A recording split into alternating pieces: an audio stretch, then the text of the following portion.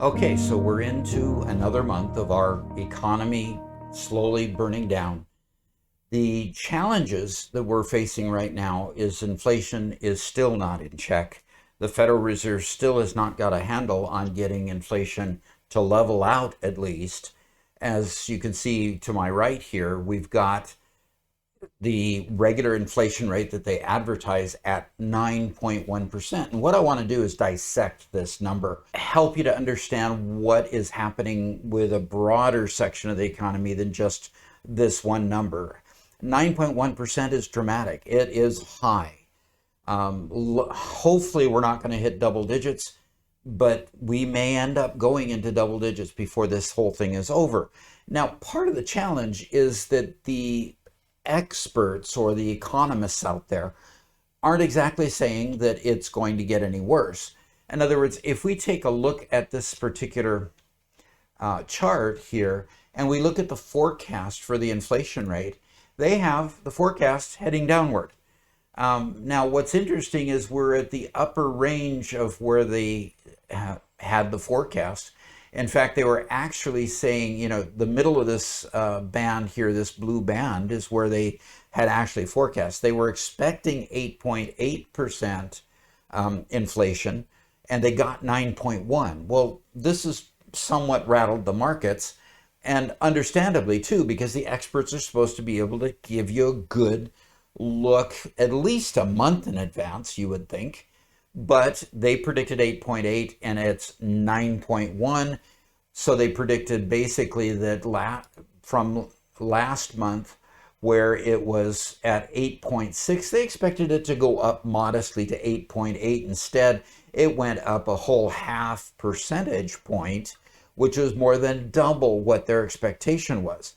That's why it seems such a big deal, is that it was over double what they expected. Now, let's take this number apart a little bit. Now, the core inflation rate, when they take out energy and take out food, they maintain that it has, started to come down.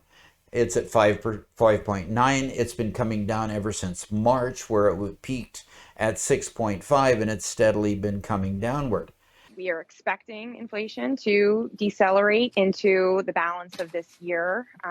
And we're hoping that at least at the core level, peak inflation is behind us. But for consumers, as we all know, food, energy are very important. So while we typically would be focused a little bit more on core and the impacts on monetary policy, but we still think that there's a landing strip for inflation to slow, the Fed to be on net a little bit more dovish than what the market is expecting, and the consumer to remain in good health. The troublesome issue is not the core inflation. The troublesome issue seems to be food prices are just skyrocketing, and energy prices are by far the biggest offenders. So let's go take a look at those real quick. What we have here is the food inflation rate. Now, where core is at 5.9 and the average, the total picture is at 9.1, the food component is at 10.4%. Now, they're expecting also, if we look at the forecast here, it's at the high end of their band where they had forecasted it, but they're expecting it to make an about face and make a V up there and start going straight down. That just doesn't seem too realistic to me, but we'll see as the months grind on whether this prediction will hold true or not. If we look at energy, though, that is the big problem. The inflation rate for energy from last year is at 41.6%. So at 41.6%, it is just killing the economy. I mean, everything has to be transported with energy. Everything has to be heated with energy.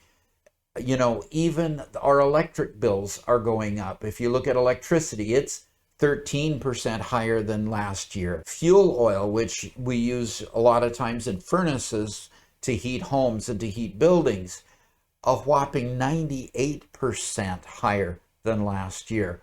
So we're seeing gasoline 60% higher than last year. So we're getting killed at the pumps to go to work. It's costing more. We're getting killed to heat our homes. We're getting killed to heat commercial buildings. I mean, this is really the biggest issue right here. Now, we can complain about who's at fault. My number one is to point to the Biden administration on the first day of his presidency, cutting off our oil drilling and our oil leases and pipelines. The Biden administration has canceled its planned oil and gas lease sales in Alaska. The decision halts the potential to drill for oil across 1 million acres in the Cook Inlet. This comes as gas prices are hitting painful new highs. All of those things that were put in place made us an energy producer rather than an energy consumer. And the whole idea of going green is basically to try to turn off fossil fuels and force us into what they refer to as renewable energy sources. For more on this, I want to bring in Drew Caputo. He is the Vice President of Litigation for Lands, Wildlife, and Oceans for the environmental advocacy group Earth Justice. Drew, thanks for being here. So let's be forthright. Your organization filed legal action opposing the lease sales. I'm wondering, are you celebrating now? Well, it was a good decision by the Biden administration, because the reason for that, in addition to the lack of industry interest, is that the lease sale would have been really damaging for climate change. And it's really important that we move beyond this sort of continued fossil fuel extraction toward a clean energy economy for the climate.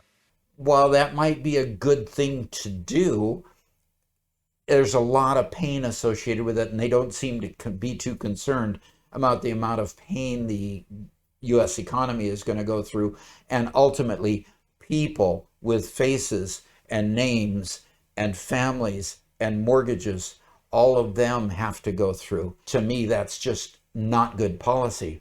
So here's the energy issue. Now, part of the issue that the Federal Reserve is going to have to deal with also is the fact that if you go look at the producer price index or wholesale prices, what you see as you go down here is that it peaked out at 11.6% increase in March. So producer, those wholesale prices underneath what we pay at retail, are driving those retail prices up.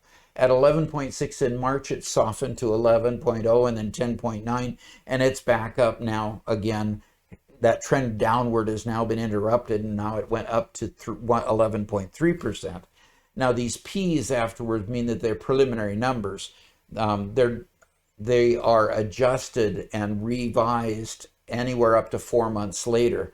So this next month that comes out in July, they'll make this number here permanent, and then we'll see what they actually get for the true numbers there. But the trend now is pointing back upward, as you see in the graph up here. As it was coming downward, now it's heading back up. But you can see the inflation rate at the wholesale level has just been heading, straight up to the stratosphere. And, frankly, they're going to have to control producer prices before they can really control the retail prices.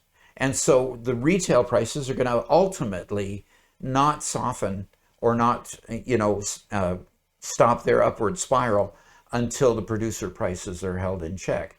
So last month, of course, when they had the 8.6 rate, and we'll go here to remind us, when they had the 8.6 rate, an article from Reuters here came out shortly after that and said that the Fed would raise rates by about 0.75 basis points, or 0.75% in July, and then they do 50 points or 0.5% in September.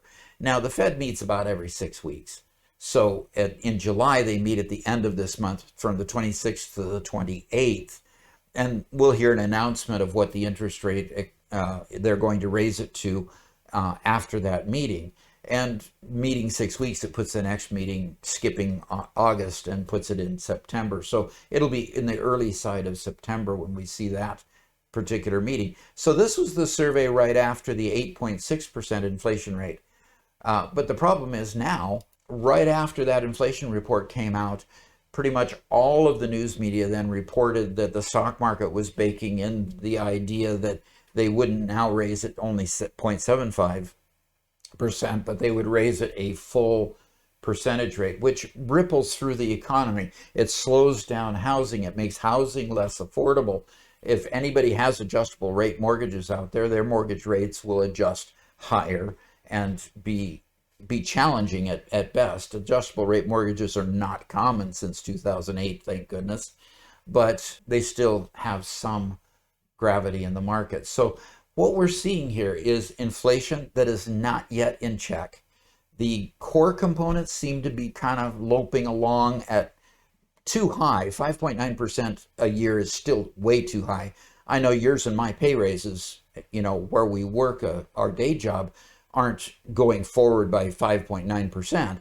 They're at a modest 1 or 2%, and they're just not keeping up with inflation. So our pocketbooks are being hit every time we go to the groceries, every time we go to buy goods at the hardware store. All of those things are still getting hit by at least 6%. And then food, gosh, heck, it's hard to go to the grocery store and, you almost want to hide your eyes when you see the final total after you ring up your bill. So we're hurting, and it doesn't really look to me like it's going to get much better. We're still in it for the long haul. We expect to see GDP numbers coming out later this month, and we'll get back online and share about those GDP numbers when they come out and see if we're truly in a recession or not. Because if it went downward from last month's number, then we are technically in a recession because we've had 2 full quarters of negative GDP growth. So we'll see. Hope to talk to you later. If you like what you're hearing here, please hit that subscribe button. Help me grow this channel and get this message out to more people. And thanks.